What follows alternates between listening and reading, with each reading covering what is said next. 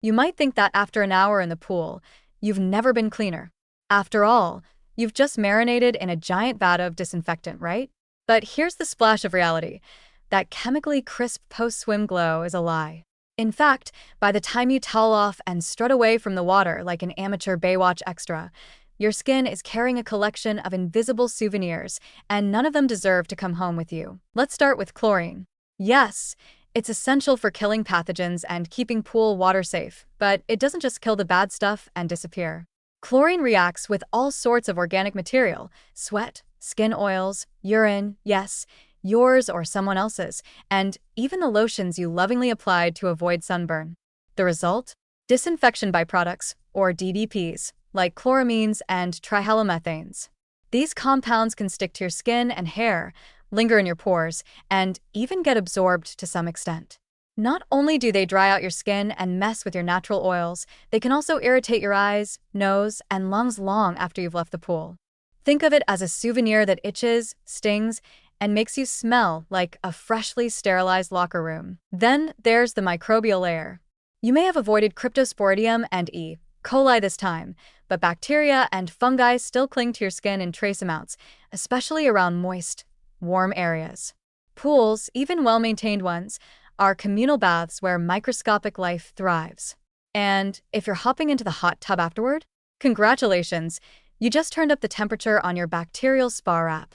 Without rinsing off, you're giving these clingy microbes a free ride back to your couch, your car, your sheets, your partner. You get the picture. Also, let's not forget what chlorinated water does to your skin microbiome.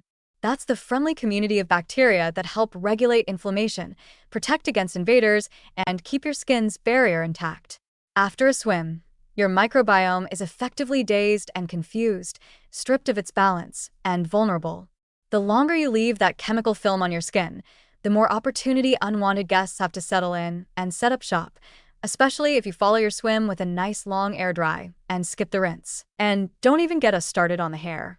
Chlorine can weaken the hair shaft, strip natural oils, and leave it brittle, straw-like, or with that delightful greenish tint if you're blonde and unlucky. Rinsing with fresh water as soon as you get out is your first and best defense. It doesn't just wash off chemicals. It floods your skin and scalp with clean water before irritants can be absorbed more deeply. So, how do you effectively decontaminate after a dip?